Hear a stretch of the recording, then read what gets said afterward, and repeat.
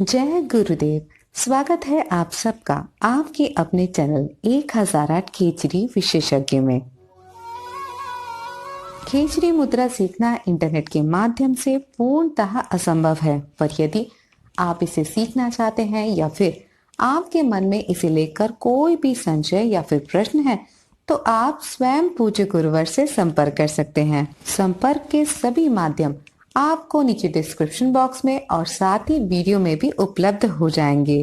परंतु आप सभी के अनुरोध पर आपके भक्ति मार्ग को प्रशस्त करने के लिए और आपके मन में उठने वाले संशयों को दूर करने के लिए हम लेके आते हैं कुछ खास वीडियो। तो इसी श्रृंखला में आज भी लेके आए हैं एक खास वीडियो। तो चलिए बिना देर किए करते हैं अपनी इस आध्यात्मिक यात्रा का शुभारंभ। अधिकांश साधकों के मन में ये प्रश्न होता है कि मोक्ष की प्राप्ति कैसे की जाए, क्योंकि बहुत सारे लोग कहते हैं कि ईश्वर को मानिए मत जानिए। अगर आपके मन में भी यही प्रश्न है तो आज का वीडियो है खास आप ही के लिए। तो सबसे पहला प्रश्न ये उठता है कि ईश्वर कौन है या फिर ईश्वर क्या है।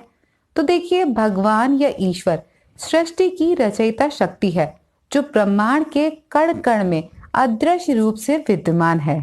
इस शक्ति के प्रति आपके मन में जितना अधिक प्रेम और विश्वास होगा, उतना ही उसकी उपस्थिति का आभास और प्रमाण आप अनुभव कर सकते हैं। बाहरी आडंबर और पाखंड से कभी भी ईश्वर को पाया नहीं जा सकता।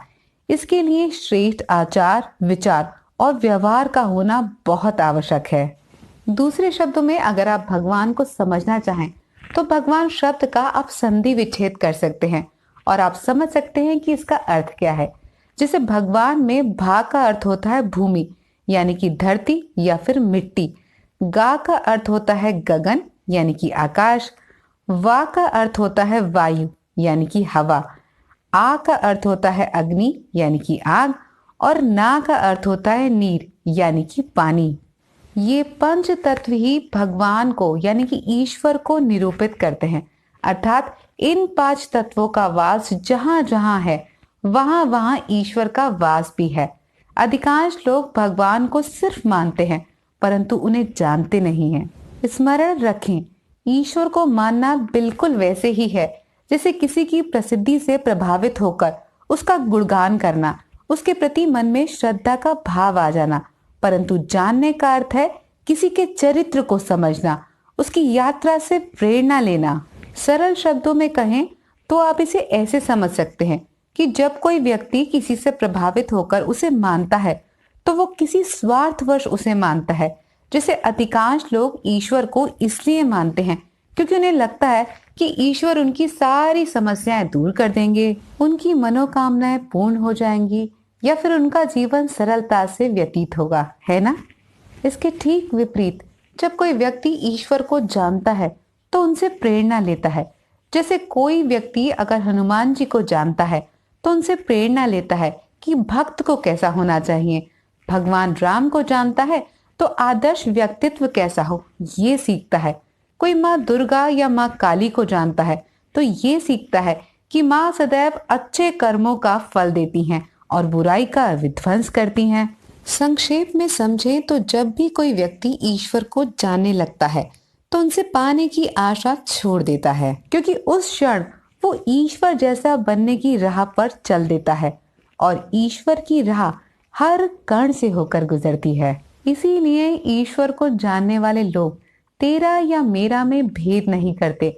वो सिर्फ ईश्वर की भांति हर व्यक्ति और हर परिस्थिति का आकलन सही और गलत की दृष्टि से करते हैं। और जब भी कोई व्यक्ति सही और गलत के तराजू से जीवन को जीना शुरू करता है तो उसके लिए गलत करना संभव ही नहीं होता है। ऐसे व्यक्ति संसार में रहकर अपने कर्तव्यों को पूर्ण करते हुए भी इनसे परे रहते हैं और इसे ही निष्काम कर्म कहते हैं, जिसके फलस्वरूप व्यक्ति पुराने कर्मों का भोग तो भोगता है परंतु नए कर्मों को अर्जित नहीं करता, जिसके परिणाम स्वरूप मोक्ष की प्राप्ति होती है और आवागमन के चक्र से मुक्ति मिलती है। इसीलिए आपसे कहूंगी कि ईश्वर को सिर्फ मानिए मत, उन्हें जानने का प्रयास कीजिए। आशा करती हूँ मेरी बात आप तक पहुंच गई होगी और आपके मन का संशय भी दूर हो गया होगा। आज के लिए बस इतना ही। चलते चलते इतना ही कहूंगी कि अच्छे कर्म करते रहिए और ईश्वर से प्रेम करना कभी मत छोड़िएगा। फिर मिलेंगे अगले वीडियो में, तब तक के लिए जय गुरुदेव, जय बद्री विशाल।